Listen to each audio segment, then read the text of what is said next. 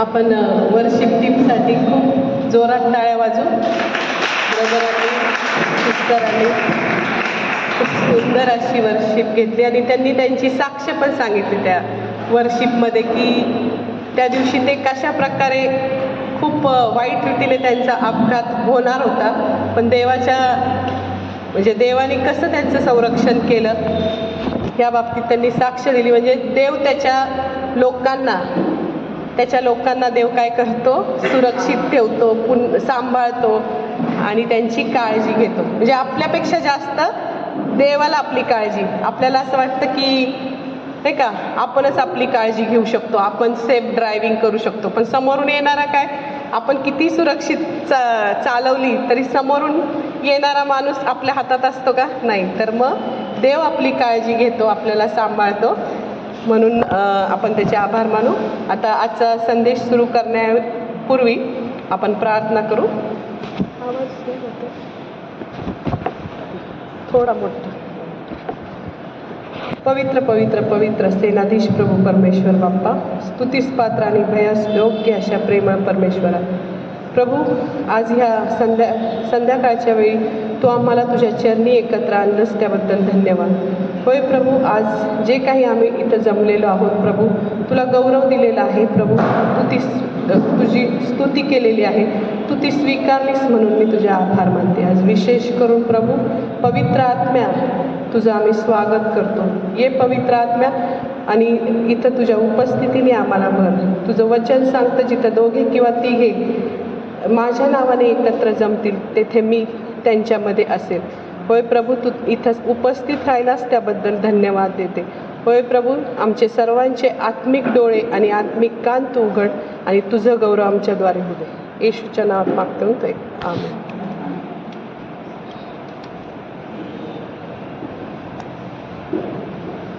Praise the Lord. तर आज आपण येशूच्या रक्ताबद्दल बघणार आहोत. किती जणांना येशूच्या रक्ताचं सामर्थ्य माहीत आहे? येशूच्या रक्तामुळं काय काय होऊ शकतं सांगू शकेल? सांगा. बरोबर, सुटका म्हणजे छुटकारा हिंदीमध्ये म्हणतात. अजून कुणाला माहित आहे? आरोग्य. खूप छान. सार्वकालिक जीवन. अजून सांगा. येशूच्या रक्तामुळे काय काय मिरॅकल्स पण होतात आणि काय काय आपल्याला मिळतं येशूच्या रक्तामुळे. येशूचं रक्त आपल्याला काय काय करतं याचं ज्ञान आपल्याला जे आता 2-4 सांगितले, पण येशूचं रक्त अजून काय काय आपल्याला म्हणजे त्याचे फायदे म्हणता येईल. काय करते माहिती आहे अजून कुणाला? पापांची क्षमा. बरोबर. खूप सुंदर सुंदर ते आहेत की इतके त्याची शक्ती आहे त्या येशूच्या रक्तामध्ये की येशूचं रक्त आपल्याला पवित्र करतं, येशूचं रक्त आपल्याला नीतिमान करतं, येशूचं रक्त आपल्याला सगळ्या बंधनातून सोडवतं, छुटकारा देतं. म्हणजे आपल्याला नंतर येशूचं रक्त आपल्याला पवित्र करतं. म्हणजे आपण स्वतःहून पवित्र होऊ शकत नाही. आपण असं म्हणू शकत नाही की मी खूप धार्मिक आहे आणि मी सगळं धार्मिकतेचं कार्य करते म्हणून मी धार्मिकतेने वागते किंवा वागतो, बायबल वाचतो, पवित्र जीवन जगतो म्हणून मी धार्मिक आहे असं म्हणत. तर त्याच्या रक्तामुळं आपण काय झालेलो आहे, नीतिमान ठरलेलो आहे. तर आता आपण बघतो की प्रत्येक धर्मामध्ये काय होतं, प्रत्येक धर्मात उपास करतात, प्रत्येक धर्मात प्रार्थना करतात, प्रत्येक धर्मामध्ये गीत गातात देवाबद्दलचे स्तुतीचे, प्रत्येक धर्मात दान देतात गरिबांसाठी. तर सगळ्याच धर्मात हे सर्व कॉमन आहे. पण आपल्या धर्मात काय वेगळं आहे? आपल्या धर्मात वेगळं काय? येशूचं रक्त. आपल्याजवळ येशूचं रक्त आहे आणि ते वेगळं आहे. बाकी इतर कुठल्याही लोकांकडं कुठल्याही त्यांच्या जे ते मानतात त्यांनी कुणीही त्यांच्यासाठी रक्त सांडलेलं नाही आहे. पण आपल्या धर्मात पूर्णपणे त्यांच्या धर्मापेक्षा हे एक गोष्ट काय आहे, वेगळी आहे की आपल्यासाठी येशूने काय केलेलं आहे, रक्त सांडलेलं आहे. आणि म्हणजे आपल्या धर्माचा पायाच येशूचं रक्त आहे. येशूचं रक्त जर काढून टाकलं आपल्या धर्मातून तर काय राहिलं? आपल्या धर्माचा पाया जो बेस आहे ते येशूचं रक्त आहे. येशूनी त्याचं रक्त सांडलं म्हणून मग सगळ्या गोष्टी आपल्याला मिळालेल्या आहेत. मग ते येशूचं रक्त म्हणजे आपल्याकडं काही जनावरांचं रक्त नाही. जसे तांत्रिक मांत्रिक लोक जादूटोणे करतात तेव्हा ते कसलं रक्त घेतात? कसलं रक्त घेतात? जनावरांचं, कोंबड्याचं, बकऱ्याचं, मेंढराचं असले रक्त ते घेतात. आणि मग आपल्याकडं तर जो म्हणजे अलमायटी नाही का, सर्वशक्तिमान जो देव आहे, जो पवित्र यहोवा पिता प्रभू येशू ख्रिस्त, त्याचं रक्त, पॉवरफुल रक्त, शाही रक्त आहे आपल्याकडे. आणि ते आपल्याला ह्या गोष्टी सगळ्या देतं. म्हणजे जे अनेक गोष्टी त्या येशूच्या रक्तातून आपल्याला मिळतात, पण आपल्याला त्याचं रिव्हिलेशन नसतं. आपल्याला बऱ्याच गोष्टी माहीत नसतं. अज्ञानामुळं आपण काय करतो? मागं पडतो. अज्ञान असल्यामुळं आपल्याला त्याचे फायदे जे काय आहेत ते रिसीव करता येत नाही, स्वीकारू शकत नाही आपण. तर नीट आजचा संदेश ऐका आणि तुम्हाला पूर्णपणे आशीर्वाद, येशूचं रक्त आशीर्वादित करणार आहे असा माझा विश्वास आहे. तर आज जर म्हणजे तुम्हाला जर येशूच्या रक्ताची पॉवर कळाली तर तुम्ही कधीच कुठल्या मंत्रतंत्राला, जादूटोण्याला, तांत्रिकाला कधीच घाबरणार नाही. कारण ते आपल्यावर चालूच शकत नाही. कारण आपल्याजवळ काय आहे? येशूचं रक्त. आणि जर येशूचं रक्तचा जर ही पॉवर तुम्हाला समजली नाही तर मग जीवनात येऊन काहीच म्हणजे ख्रिस्ती जीवन जगून आपल्याला काहीच अर्थ नाही. कारण आपल्याला ही येशूच्या रक्तात एवढं सामर्थ्य आहे ते आपल्याला समजलंच पाहिजे. तर मी त्या येशूच्या रक्ताबद्दलच आज सांगते की येशूचं रक्त जेव्हा सांडलं तेव्हा 3 गोष्टींवर प्रभाव पडला. की सगळ्यात पहिलं परमेश्वर, दुसरं सैतान आणि आपण मनुष्य, या 3 गोष्टीवर काय झाला? प्रभाव पडला. आणि ते टोना आणि मांत्रिक तांत्रिक जे आहेत ते काय करतात बरं? जेव्हा जादूटोणा करतात तेव्हा ते काहीतरी कुणावर तरी जादूटोणा करायची असेल तर ते काय करतात? कोंबडं मागवतात, बकरं मागवतात आणि त्या रक्ताने ते काय करतात? त्या रक्तामुळे त्यांना त्या आत्मिक दुनियेत प्रवेश करता येतो. म्हणजे ह्या रक्ताचं महत्त्व बघा. जर कोंबड्यांचं आणि बकऱ्यांचं रक्त त्यांना त्या जादूटोणा करणार म्हणजे मंत्रतंत्र उच्चारतात, रक्त वाहतात आणि त्या दुष्टात्म्याला एखाद्या फॅमिलीचा नाश करायला काय करतात? ते पाठवतात. मग आपल्याला असं परिवारांचा अनेक नाश हे जादूटोणा करणारे लोक करतात. फॅमिली उद्ध्वस्त झालेले आहेत. अनेक लोक, ख्रिस्ती लोक पण असे बरेचसे ओळखीचे लोक आहेत की ते ख्रिस्ती असून सुद्धा त्यांना येशूच्या रक्ताचं सामर्थ्य कळालं नाही. येशूच्या रक्तामध्ये काय काय होऊ शकतं हे न समजल्यामुळं त्यांचा नाश झाला. म्हणजे काय काय त्यांच्या परिवारातले लोक मरून गेलेत. का? तर त्यांना येशूच्या रक्ताचं सामर्थ्य माहीत नसल्यामुळं.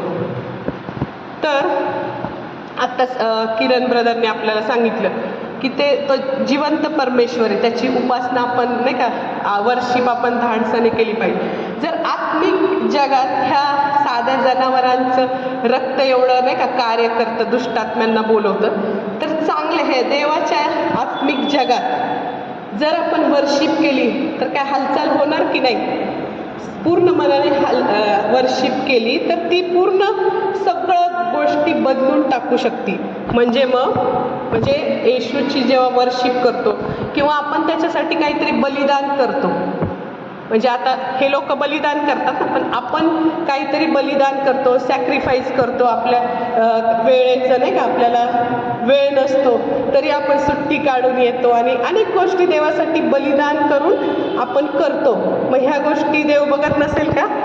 बघतो. ह्या सगळ्या गोष्टी देव बघतो. जेव्हा आपण ते बलिदान करून देवासाठी काहीतरी करतो तर त्या आत्मिक दुनियेत मोठी हालचाल होत असते. तर येशूचं रक्त जोपर्यंत सांडलं नव्हतं तोपर्यंत अनेक गोष्टी म्हणजे हालचाल झाली नव्हती. पण ज्या घटकेपासून येशूचं रक्त सांडलं, ज्यावेळी येशूचं रक्त सांडलं त्यानंतर सर्व काही बदललं. आपल्याला बऱ्याच गोष्टी माहिती आहे, एवढं डिटेल मला सांगता येणार नाही, पण आपण रोमकरास 3 अध्याय 25 वचन काढू. रोम 3:25.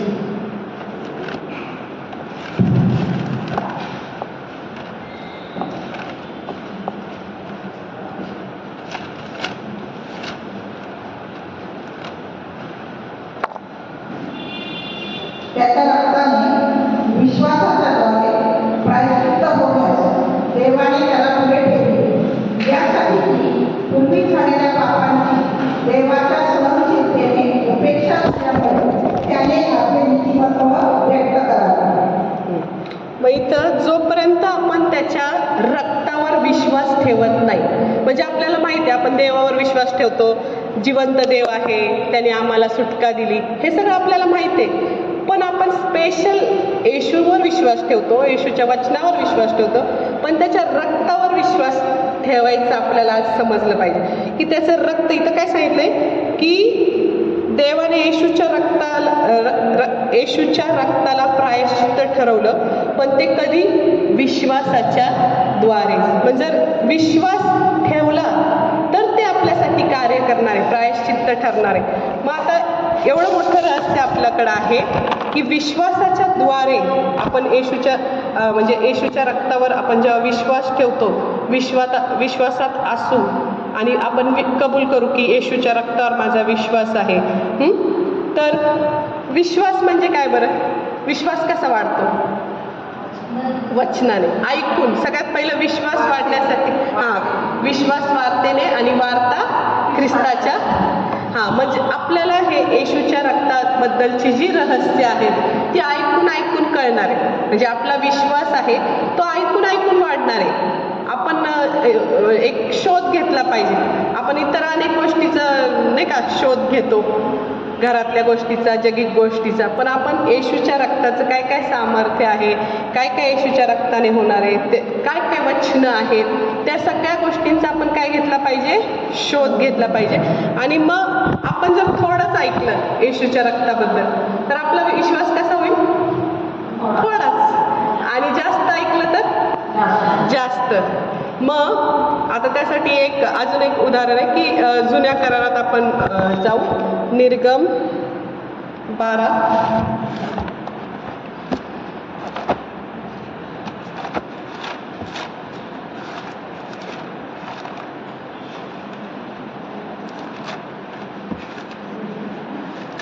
निर्गम 12वा अध्याय आणि 21 पासून वाचा. मग मोशेने इस्रायलाच्या सर्व वडीलधाऱ्यांना बोलावून म्हटले, तुम्ही आपापल्या घराण्याप्रमाणे एक एक कोकरू निवडून घ्यावे आणि बलिदानाचा यज्ञ पशु वधावा. पुढं पण नंतर यज्ञोपकाराची एक जुडी घेऊन ती पात्रातील रक्तात बुचकळावी आणि तिने त्यातले रक्त दरवाजाच्या कपरापट्टीला व दोन्ही पायात लावावे आणि सकाळपर्यंत कोणीही घराच्या दाराबाहेर जाऊ नये, कारण परमेश्वर मिस्रांचा वध करण्यासाठी देशात फिरणार आहे. ज्या ज्या घराच्या कपरापट्टीवर व दोन्ही पायांवर रक्त लागलेले परमेश्वर पाहिजे तेथे दार तो ओलांडून जाईल आणि वध करणाऱ्या तुमचा वध करण्यासाठी तुमच्या घरात जाऊ देणार नाही. हा विधी तुम्हाला व तुमच्या पुत्र पौत्रांना नंतरचा आहे असे समजून तो पाळावा. तर नाही बरोबर. तर इथं आता आपल्याला ही त्याच्या मागची स्टोरी माहिती आहे का की इस्रायली लोक ज्यावेळेस मिसर देशात होते, बंधनात होते, मग त्यांना मोशेद्वारे देवानी जो प्लॅन केला आणि सुटका दिली, आणि मग त्यावेळेस ते 10 पिढा आपल्याला माहिती आहे सगळ्यांना, 9 पिढा झाल्या आणि शेवटची पिढा होती प्रथम पुत्र जो आहे मिस्र्यांचे जे पहिले पुत्र आहेत त्यांचा नाश होणार होता. तर मग इथं त्यांना एक विधी दिला होता देवाने, की काय विधी दिला होता की आपापल्या घराण्याप्रमाणे, परत वाचते मी, की त्यांनी इस्रायलाच्या वडिलांना बोलून म्हटलं, तुम्ही आपापल्या घराण्याप्रमाणे एक एक कोकरू निवडून घ्यावे आणि वल्हांडणाचा यज्ञ पशु वधावा आणि एजोप झाडाची एक जुडी घेऊन ती पात्रातील रक्तात बुचकळावी आणि तिने त्यातले रक्त दरवाजाच्या कपाळपट्टीला व दोन्ही भायांना लावावे. म्हणजे इथं असं, म्हणजे मी सोपं करून सांगते की मोशेने त्या सगळ्या लोकांना आज्ञा दिली की परमेश्वराची अशी इच्छा आहे की तुम्ही एक मेंढरू कापा आणि त्याचं जे रक्त आहे ते भांड्यात जमा करा आणि त्या रक्त भांड्यात जमा केल्यावर ते एजोबाची काडी जी आहे, एजोब वनस्पतीची, ती त्या रक्तात बुचकळायची आणि अशी वरती आणि 2 ठिकाणी आपल्या दरवाजाची जी चौकट असती त्याच्यावर त्या एजोबाच्या जुडीने काय करायचं, त्या रक्त लावायचं. प्रत्येकाने आपापल्या दाराच्या कपाळपट्टीवर आणि दोन्ही बाजूला ते रक्त लावायचं, असं परमेश्वराने त्यांना आज्ञा दिली होती.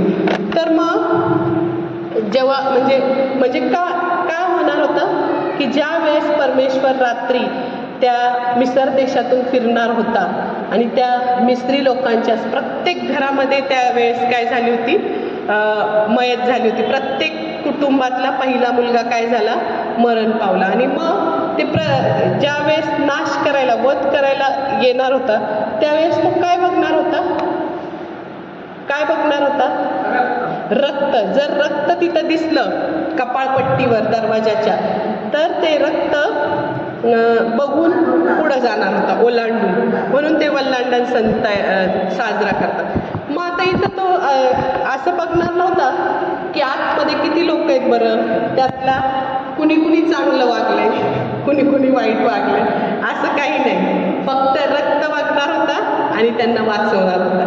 म्हणजे असं काही नव्हतं की मी काय करणार की कोण चांगलं वागलं आणि कोण काय, असं न्याय करणार नव्हतं. फक्त रक्त बघणार आणि त्यांना वाचवणार होतं. तर मग इथं असं सांगितले की ज्यावेळेस सैतान पण आपल्या कुटुंबाचा नाश करायला येईल, तेव्हा तो आपल्याला काय बघणार आहे, आपल्यावर रक्त, येशूचं रक्त बघणार आहे. आणि येशूचं रक्त आपण आपल्याला असं वाटतं की काय आपण आपल्या कामाने नीतिमान आहे, तर येशूचं रक्त आपल्याला नीतिमान करतं. म्हणजे जे त्याचं सांडलेलं रक्त आहे, त्या सांडलेल्या रक्तामुळं आपण आज नीतिमान झालोय. म्हणजे आपली सगळी पापं तो पूर्णपणे त्याने धुवून टाकली, स्वच्छ केली. आणि नुसती पापच शुद्ध केली नाही, तर त्यांनी म्हणजे आपल्याला असं वाटतं की माझी जुनी पापं क्षमा झाली येशूच्या रक्तामुळे. तर जुनीच पापं क्षमा झाली नाही, तर आत्ता म्हणजे भूतकाळातली, वर्तमान काळातली आणि भविष्य काळातली, म्हणजे अजून आपण जी पापं करणार आहोत ती पण त्यांनी त्या रक्ताने काय केलेली आहे, धुवून टाकली. म्हणजे आपण आपला येशूचं रक्त सांडल्यामुळं भूतकाळ, वर्तमान काळ आणि भविष्य काळ तिन्ही काळातली पापं शुद्ध झाली. म्हणजे याचा अर्थ असं नाही की आता माझी पापं शुद्ध झालीत म्हणून मी पाप करावं, असं नाहीये. आपण नीतिमान झालेलो आहोत. आपल्याला देवाचं सामर्थ्य माहिती आहे, देवाला पापाचा किती वीट आहे, चीड आहे हे पण आपल्याला माहिती आहे. म्हणून येशूचं रक्त तिन्ही भूतकाळ, वर्तमान काळ आणि भविष्य काळ या तिन्ही काळातल्या पापांची आपल्याला काय करतं, क्षमा करतं. तर मग जर त्यावेळेस असं झालं की म्हणजे तेव्हा असं झालं होतं की त्यांच्यातल्या एखाद्या परिवाराने काय केलं, आज्ञा पाळली. म्हणजे आधी त्यांनी काय केलं, त्या परिवाराने मेंढरू कापलं, त्याचं रक्त भांड्यात जमा केलं. मग एजोबाची काठी घेऊन त्याने कपाळपट्टीवर आणि ह्या दोन्ही बाजूला लावलं. आणि मग त्यांनी काय केलं, त्याच्या पुढं असं वचन लिहिलेलं, वाचा बरं. कारण परमेश्वर करण्यासाठी देशात फिरणार आहे, ज्याच्या घराच्या कपाळपट्टीवर व दोन्ही बाह्यांवर रक्त लावलेले परमेश्वर पाहिजे तेथे दार ओलांडून जाईल आणि वध करणाऱ्यास तुमचा वध करण्यासाठी तुमच्या घरात जाऊ देणार नाही. इथं ह्या 22वं वचन वाचा. हा विधी तुम्हाला व तुमच्या पुत्र पौत्रांना निरंतरचा आहे असे समजून तो पाळावा. वचनदत्त देश परमेश्वर तुम्हास देईल, त्यात तुम्ही जाल तेव्हा हा उपासनेचा प्रकार तुम्ही पाळावा. तुमची मुले बाळे तुम्हास विचारतील की या उपासनेचा अर्थ काय, तेव्हा तुम्ही सांगा की हा परमेश्वराचा वचन यज्ञ आहे. आता ह्या भाषांतरामध्ये माझ्या 22वं वचन असं लिहिलेलं आहे की दोन्ही भायांना लावावे आणि सकाळपर्यंत कोणीही घराच्या दाराबाहेर जाऊ नये. म्हणजे परमेश्वराने काय आज्ञा दिली की तुम्ही ते सगळं रक्त भांड्यात ठेवा, ते कपाळपट्टीला लावा आणि घराच्या आतमध्येच राहा, घराच्या बाहेर कुणीही येऊ नका. जर त्या एखाद्या परिवाराने रक्त लावलं असतं आणि घराच्या बाहेर निघून गेले असते तर ते वाचले असते का? परमेश्वराची आज्ञा काय होती, रक्त लावा आणि घराच्या आतमध्येच बसा, बाहेर येऊन फिरू नका, कारण परमेश्वर मध्यरात्री फिरणार आहे आणि सगळ्यांचा मिस्त्री लोकांचा काय करणार आहे, नाश करणार आहे. आणि मग तेच म्हणजे तेच प्रगटीकरण इथं आहे की येशूचं रक्त 2024 वर्षांपूर्वी असंच आपल्यासाठी सांडलं गेलं आणि ते आता त्या जसं काय आत्मिक भांड्यात ठेवलंय आणि म्हणजे ते सगळ्यांसाठीच वाहिलं गेलंय, संपूर्ण मानवजातीसाठी. आणि ते केव्हा कार्य करेल बरं? आता मगाशी ते रोम 3:25 आपण बघितलं की विश्वासाच्या द्वारे आपल्या जीवनात ते रक्त काय करणार आहे, कार्य करणार आहे. मग विश्वास ठेवू आणि आज्ञापालन करू. आता त्या मिस्त्री लोकांनी काय केलं, विश्वास ठेवला की आपण मरणार नाहीये बाबा, आपण काही कोकरू कापले, आपण त्या कपाळपट्टीवर दाराच्या रक्त लावले, आता परमेश्वर आपल्याला ओलांडून जाणार आहे, आपण मरणार नाही. पण मिस्त्री लोक काय होणार आहे, मरणार आहे. हे विश्वास ठेवला. मग विश्वास ठेवला पण आपण जर कार्य केलं नाही, आज्ञापालन केली नाही, तर ते आपल्यासाठी कार्य करेल का येशूचं रक्त? म्हणजे आत्मिक भांड्यात आहे रक्त, आता आपण त्याच्यावर विश्वास ठेवायचा. रोम 3:25 प्रमाणे विश्वासानेच ते आपल्याला हे होतं. पण जर आपण त्याचा विश्वास ठेवला आणि आज्ञापालन केलं नाही तर काय होणार आहे, त्याचा रक्ताचा फायदा आपल्याला होणार नाही. आपण इतर लोकांसारखेच काय होणार आहे, नाश होणार आहे. मग येशूचं रक्ताचं सामर्थ्य जर आपल्याला माहीत आहे तर आपण त्याच्यावर विश्वास ठेवायचा आणि आपण त्याचं काय करायचं, आज्ञापालन. मग म्हणजे आपल्याला ह्या गोष्टी कळाल्या की येशूच्या रक्तामुळे आपण किती म्हणजे विजयी झालेलो आहोत, आपल्यामध्ये किती मोठं सामर्थ्य आहे आणि त्या येशूच्या रक्तात किती मोठे मोठे रहस्य आहेत. हे तर अजून येशूचं रक्त आपल्याला पवित्र करतं, येशूचं रक्त आपल्याला नीतिमान करतं, येशूचं रक्त आपल्याला सगळ्या बंधनातून सोडवतं, येशूचं रक्त आपल्याला आरोग्य देतं. खूप खूप गोष्टी येशूच्या रक्तामुळं आहेत, होत आहेत. तर मग जर समजा एखादा मांत्रिक असेल, त्याला जर माहीत असेल की ह्यांच्याकडं येशूचं रक्त आहे, तर तो कधीच आपल्या मारायला पण उभं राहणार नाही. त्याला माहिती आहे की एवढ्या पॉवरफुल देव त्यांच्या शेजारी उभा असतो, त्याच्या रक्ताने त्यांना कव्हर करतोय.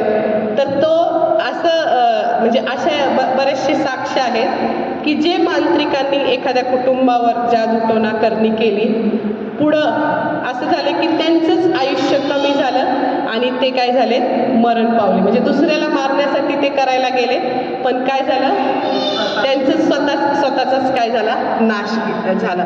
तर त्यासाठी एका देवाच्या सेवकांचं मला उदाहरण आठवतं की एक घर होतं आणि त्या घराच्या शेजारी एक प्रभूचा सेवक आले, म्हणजे एक मांत्रिकाचं घर होतं आणि त्याच्याच घराच्या शेजारी एक प्रभूचा सेवक राहायला आला आणि मग तो बऱ्याच वेळा सगळे लोक त्याच्याकडं प्रार्थना करायला यायचे, वर्शिप व्हायची, सगळं व्हायचं. आणि मग त्याला खूप म्हणजे असं वाटायला लागलं की तो जळायला लागला, तो मांत्रिक, हे काय चाललेलं आहे या माणसाचं.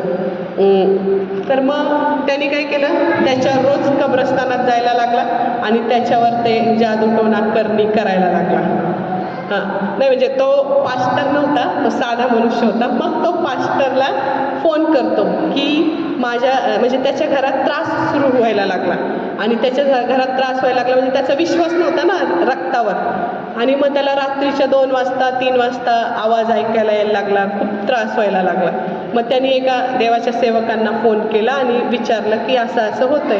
मग ते देवाचे सेवक त्याच्या घरी गेले. देवाने त्यांना सांगितलं की 3 दिवस तू त्यांच्या घरी जाऊन राहा आणि रोज 12 वाजले की वर्शिप सुरू कर आणि वर्शिप सुरू कर असं सांगितलं. आणि रोज ते 3 दिवस, पहिल्या दिवशी वर्शिप सुरू केली, दुसऱ्या दिवशी आणि तिसऱ्या दिवशी तर असा चमत्कार झाला की त्या घरात म्हणजे ज्या मांत्रिक शेजारच्या घरामध्ये जे जादूटोणा करत होता तिथं एक देवदूतांचं सैन्य उतरलेलं बघितलं सगळ्यांनी. आणि ते देवदूतांचं सैन्य मुळं ते सगळे दुष्टात्मे निघून गेले आणि त्याच दुष्टात्म्यांनी त्या मांत्रिकाला जाऊन काय केलं, मारून टाकलं.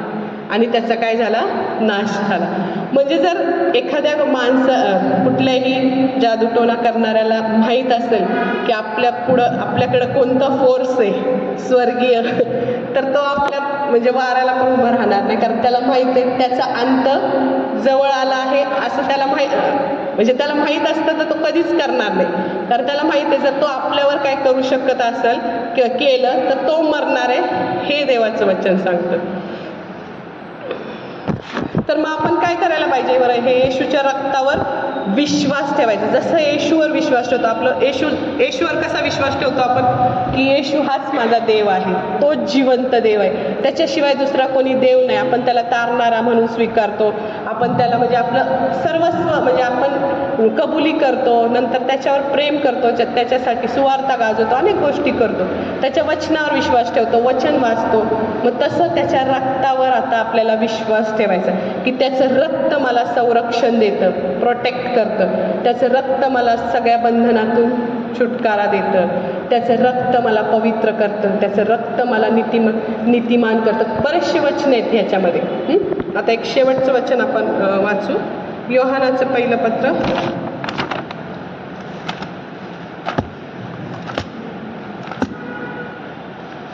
पहिला अध्याय आणि 6 आणि 7. त्याच्याबरोबर आपली भागी आहे असे जर आपण म्हणतो आणि अंधारात चालतो तर आपण खोटे बोलतो, सत्याने वागत नाही.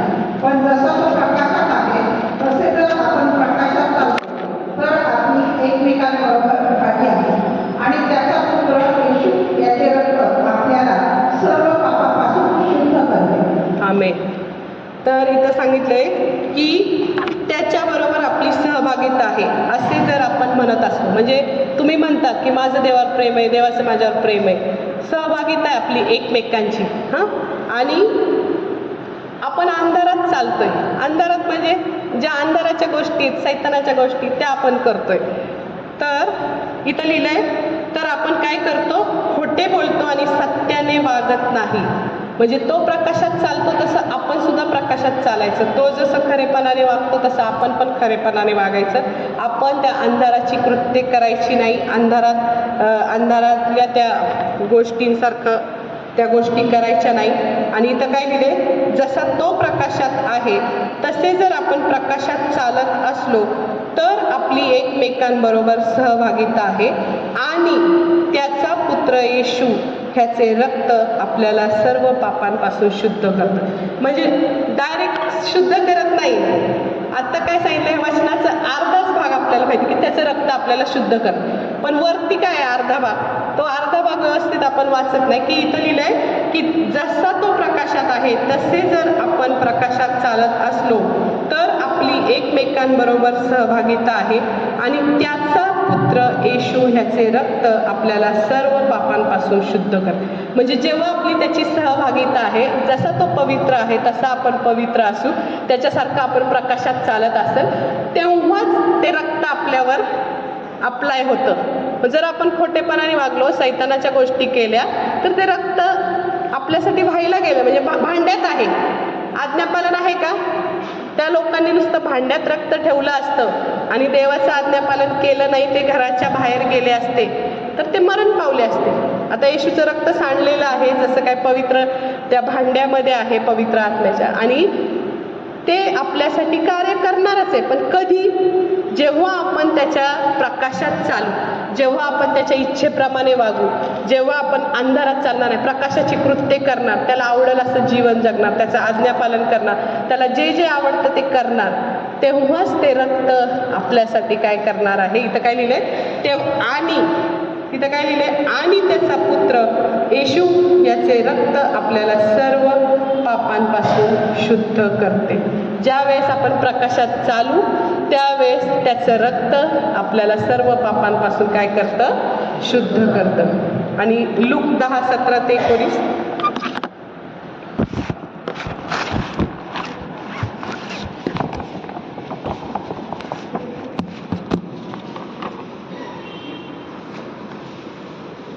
नंतर ते सत्कर्ते आनंदाने माघारी येऊन म्हणाले, प्रभूजी, आपल्या नावाने भुके देखील आम्हाला वश होतात.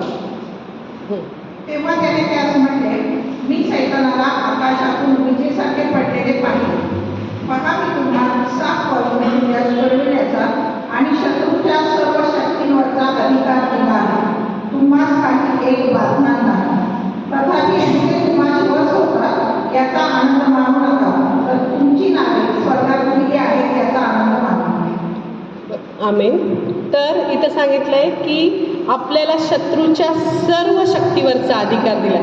कुठलीच एक सुद्धा शक्ती शत्रूकडे ठेवलेली नाहीये की आता तो सैतान आपल्याला त्रास देऊ शकतो. आपल्याला त्या अधिकार दिलाय. म्हणजे देवाने उत्पत्तीमध्येच आदामाला स्वतःच्या प्रतिरूपाचं बनवलं आणि त्याचे जे अधिकार आहेत तसे अधिकार आपल्याला संपूर्ण पृथ्वीचा अधिकारी बनवलं आणि आपल्याला पृथ्वीवर सत्ता गाजवण्यासाठी केलं. तर मग ही आता आपल्याला काय सांगितलं देवानी की शत्रूच्या सगळ्या शक्तीवरचा अधिकार आहे. कुठला शत्रू आपल्याला त्रास देऊ शकतो का? नाही. कुठला शत्रू म्हणजे कुठलीच सैतानाची गोष्ट साप आणि विंचू यांना तुडवण्याचा अधिकार तुम्हाला दिलेला आहे. मग आपण त्रासात काय बरं, आपण त्या साप आणि विंचूला काय करत नाही, तुडवत नाही. आजार असेल तर त्या आजाराला आपण काय करायचं, ते वचन बोलायचं. लूक 10:17-19 मला अधिकार दिलेला आहे आणि मला तो अधिकार माहीत आहे. रोम 6 अधिकार माहीत आहेत मला की रोम 6 असं लिहिलेलं आहे. आपल्या समजा घरात एखाद्या चुकीच्या गोष्टी असतील, ज्या सैतानाची बंधनं असतील, तर रोम 6 असं लिहिलेलं आहे. समजा आता एखादा मनुष्य आजारी असेल तर आपण असं घोषणा करायची की मला वधस्तंभाचं रहस्य माहीत आहे आणि समजा आपल्यात आजार असेल तर आपण असं म्हणायचं की माझं शरीर 2024 वर्षांपूर्वीच येशूच्या शरीराबरोबर वधस्तंभावर लटकलेलं आहे आणि येशूच्या मरणात माझ्यातल्या सगळ्या चुकीच्या गोष्टी, माझे सगळे आजार, माझे सगळे त्रास, माझे सगळे शाप, माझ्या सगळे बंधनं, सगळे येशू ज्यावेळेस मरण पावला तेव्हा त्याच्याबरोबर ती पुरली गेली आणि येशूच्या पुनरुत्थानात माझा येशूच्या मरणात माझा बाप्तिस्मा झाला आणि माझं शरीर हे पुनरुत्थित झालं येशूच्या पुनरुत्थानामध्ये आणि मग मला आता नवीन शरीर मिळालेलं आहे, ते निरोगी आहे, ही घोषणा करायची. आपल्याला जर आरोग्य पाहिजे असेल, वचनं आहेत बरेचसे नाही का, 1 पेत्र 2:24, यशाया 53:4-5 खूप आहेत, पण आपण ही पण वधस्तंभाची घोषणा करायची. ती पॉवर आपण नाही का, आपल्याला हे सगळं माहीत आहे हे त्या सैतानाला दाखवायचं की तुझा उघड तमाशा बनवला आहे. हां, येशूने तुझा उघड तमाशा बनवलेला आहे. तू हरलेला आहेस सैताना, तू माझ्यावर काहीच चालू शकत नाही. तुझं कुठलंही हत्यार, यशाया 54:17 लिहिलेलं आहे, तुझं कुठलंही हत्यार माझ्यावर चालणार नाही. आणि साप आणि विंचू यांना तुडवण्याचा मला अधिकार दिलेला आहे. तर मी येशूच्या मरणात माझा बाप्तिस्मा झाला आणि येशूच्या पुनरुत्थानात मी सगळ्या वाईट गोष्टी पुरून टाकल्या आणि पुनरुत्थानात सगळ्या नवीन गोष्टी मला मिळाल्या. येशूने आपले शाप घेतले, आपल्याला आशीर्वाद दिला. आपली दरिद्री घेतली, आपल्याला श्रीमंती दिली. म्हणजे आता आपल्याला सगळं वधस्तंभावर येशू म्हटलंय ना की पूर्ण झालं आहे, सगळं त्यांनी पूर्ण केलं. आपल्याला फक्त ते रिसीव्ह करायचं. पण आपल्याला हे ज्ञान नसल्यामुळं अनेक गोष्टीचं आपण काय करतो, त्रासात जीवन काढत असतो आणि आपल्याला वाटतं की देवच आपल्याला हे त्रास देतो. पण याकोबाच्या पत्रात लिहिलंय की नाही, प्रत्येक उत्तम दान आणि प्रत्येक उत्तम देणगी ही कुठून आहे, स्वर्गातून वरून आहे. मग देव आपल्याला म्हणजे देवाची प्रतिमा चुकीची डोक्यात ठेवली माणसांनी की देवाची इच्छा असेल मी आजारी पडावं, असं नाही. देव खूप चांगला आहे. त्यांनी जर स्वतःचा एकुलता एक पुत्र सुद्धा आपल्यासाठी राखून ठेवला नाही, सर्वस्व दिलं, तर मग तो म्हणजे आपल्याला त्रास दिला अशी त्याची इच्छा, त्रास द्यावा अशी त्याची इच्छा आहे का? नाही. खूप चांगला देव आहे, त्याच्यासारखं प्रेम आपल्यावर कुणीच करू शकत नाही. त्यांनी नाही का ते डोक्यामध्ये काट्यांचा मुकुट घातला, नंतर मग त्याच्या तोंडावर 500 लोक थुंकले, त्याच्या कुशीत भाला भोसकला गेला, हातावर खेळ ठोकले, पायावर खेळ ठोकले, त्याचं संपूर्ण बॉडी म्हणजे पूर्ण डोक्यापासून पायापर्यंत रक्तबंबाळ झालाय आपल्यासाठी. एवढं प्रेम कुणी कुणावर करू शकतं? त्यांनी एवढं जीवापाड आपल्यासाठी प्रेम केलं आहे. तो चांगला परमेश्वर आहे, त्याला आपली लेकरं आशीर्वादितच असावी असं वाटतंय. मग ते आपण आशीर्वादित असलं तर त्याला असं एक वचन आहे की आपल्या सेवकाच्या कल्याणाने आनंद पावणाऱ्या परमेश्वराचे गौरव हो. म्हणजे सेवक म्हणजे जुन्या करारात सेवक म्हटलंय माणसानं, म्हणजे आपल्या कल्याणाने त्याला काय होतो, आनंद होतो. मग जर असला देव नाही का आपल्याला एवढं सगळं देतोय आपल्याला, तर आपण असं कधीच विचार करायचा नाही की देवाकडून आजार आलाय. देवाकडून आजार आलेला नाही आहे, सैतानाकडून आजार आलेला असतो. आणि आपण त्याला शत्रूवरचा अधिकार आपल्या हातात दिलेला आहे देवाने, आणि त्याला काय करायचं, धमकवायचं, वचनं बोलायचे, अधिकार हातात घ्यायचा आणि त्याला आपल्या जीवनातून काय करायचं, काढून टाकायचं. तर त्यासाठी खूप सुंदर गाणं पण आहे. त्या गाण्यामधलं मी ते गाणं लिहून घेतलं आहे, तेरे लहू के वसिले. खूप सुंदर गाणं आहे. हां, तर त्याच्यामध्ये जे शेवटचे शब्द आहेत पाकिस्तानी अर्नेस्ट मॉल म्हणून देवाचे खूप सुंदर गीतं, म्हणजे आत्म्याने भरलेली गीतं लिहिणारे ते सेवक होते देवाचे. तर त्यांनी असं लिहिलं आहे की म्हणजे ते गाणं तर सगळ्यांना पाठ असेल बऱ्याच जणांना, की नाही का, ए तेरे लहू के वसीले होगे पाप क्षमा, तेरे लहू पागे रोगी शिफा, तेरा लहू तेरा लहू तेरा लहू करता है पाप क्षमा. तर मग हे गाणं आहे, त्याच्यात लास्टला त्यांनी जे बोलतात ना ते मी लिहून घेतलं, कारण ते इतके फास्ट बोलतात तर मला ते समजत नव्हतं. आणि त्याचा जेवढा गुगलवर अर्थ काढता येईल तेवढा मी काढलाय मागच्या 1-2 वर्षापूर्वी, की मग लास्टला ते म्हणतात, अब दिन जात दिलाता लहू, येशू खुदा है बताता लहू, बदरू है मार भुगाता लहू, मुर्दों को जाने दिलाता लहू, अंधों को दीना बनाता लहू, जामे शिफा मान जाता लहू, पाक यहोवा मिलाता लहू, बंधन तोड़ दिखाता लहू, पापों की कीमत चुकाता लहू, कितने भी रोग मिटाता लहू, पापी को रास्ते बनाता लहू, गिरतों को फिर से उठाता लहू.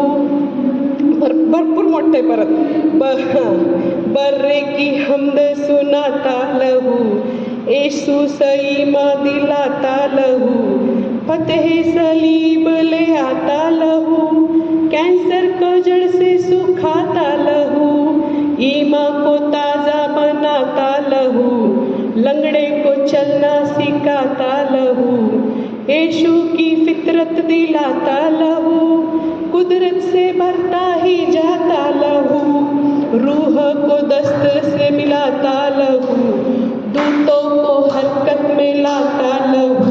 असे बरेचसे फायदे, म्हणजे अब्दी नजात म्हणजे मौत से छुटकारा, बदरू हे मार भुगाता म्हणजे दुष्टात्म्याला मारून हाकलतं, अंधो को दिना म्हणजे आंधळ्यांना दृष्टी देतो, नंतर जामे शिपा मान जाता लहू रक्त आपल्यावर उपचार करतं, नंतर पाक यहोवा मिलाता लहू पवित्र यहोवाशी कनेक्शन करतं लहू, नंतर बंधन तोड दिखाता लहू सगळी बंधनं ते लहू काय करतं तोडतं, पापों की किंमत चुकाता लहू म्हणजे ते सगळं मूल्य, कितने भी रोग मिटाता लहू आणि पापी को रास्त बनाता लहू म्हणजे पाप्यासाठी रस्ता बनवतो, मार्ग बनवतो, आणि गिरतो को फिर से उठाता लहू पडलेल्यांना परत उचलतो, नंतर बर्रे की हमद सुनाता लहू म्हणजे येशूचं ते कोकऱ्याचं गुणगान करतं रक्त, आणि ते रक्त अजूनसुद्धा काय आहे जिवंत आहे. फतेह सलीब ले आता लहू म्हणजे विजय घेऊन येतं ते लहू. कॅन्सरला जड से सुखाता लहू कॅन्सर पूर्णपणे सुकून टाकतं, नंतर इमान को ताजा बनाता म्हणजे